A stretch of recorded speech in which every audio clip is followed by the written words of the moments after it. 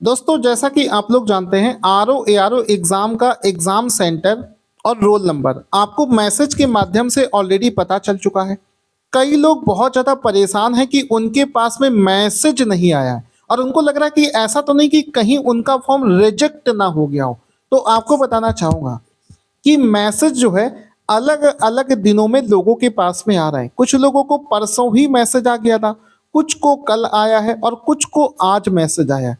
तो परेशान मत हो, अभी सबको मैसेज आ जाएगा। अगर आपका फॉर्म रिजेक्ट नहीं हुआ तो उस केस में आपको मैसेज आना तय है। इसके अलावा कुछ लोगों के मन में डाउट आ रहा है कि सर हमें एग्जाम सेंटर तो पता चल गया है, हम इसका पीडीएफ फॉर्मेट में एडमिट कार्ड कब से डाउनलोड कर पाएंगे? तो अभी वेबसाइट पर उसको एक्टिवेट नहीं किया गया है। आज है 1 फरवरी, 3 फरवरी को वेबसाइट के माध्यम से भी एडमिट कार्ड डाउनलोड करने की फैसिलिटी को चालू कर दिया जाएगा। तो जो भी आपका ओटीआर नंबर है उसके माध्यम से आप वेबसाइट से भी एडमिट कार्ड को डाउनलोड कर पाएंगे, परेशान मत होना।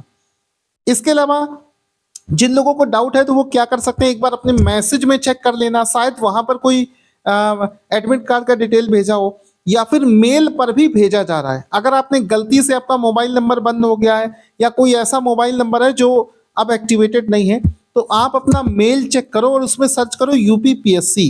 तो मेल पर भी ये चीज़ भेजी गई है कि आपका एग्जाम सेंटर और आपका रोल नंबर क्या है, ये चीज़ बता दिया गया है।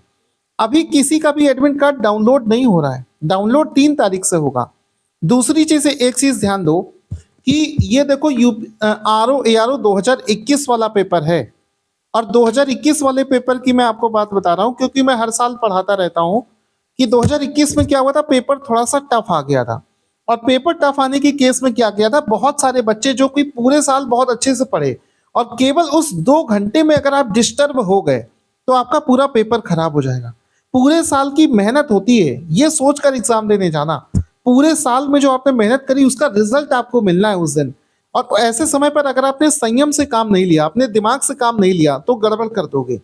जितना आए उतना ही करना है, ज्यादा करने से कोई फायदा नहीं है। जैसे पिछले साल क्या था कि बहुत सारे लोगों ने, और जितना करना उसमें भी ध्यान देना कि 85 क्वेश्चन अगर आप जीएस में सही कर दोगे और 50 क्वेश्चन अगर आप हिंदी में सही कर दोगे तो आपके कट ऑफ निकलने के चांसेस बहुत ज्यादा है।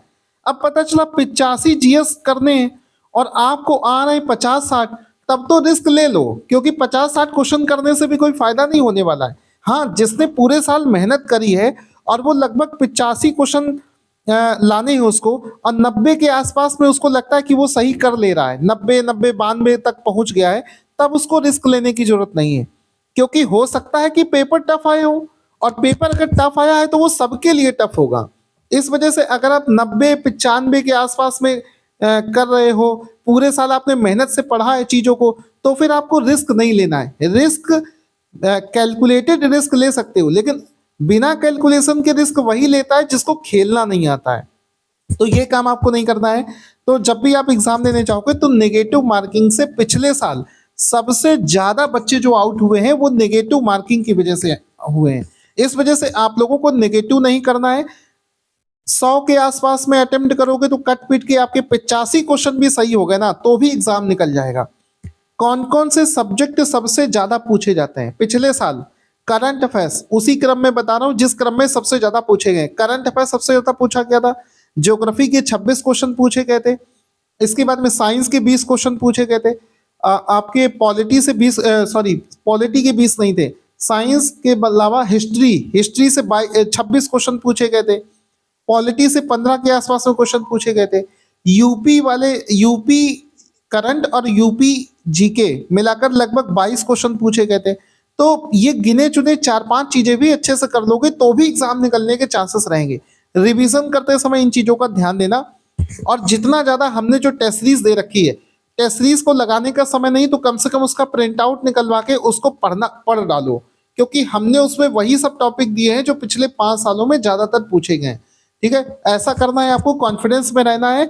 इसके अलावा कोई भी आपके मन में डाउट है तो मुझसे कमेंट बॉक्स में पूछ सकते हैं।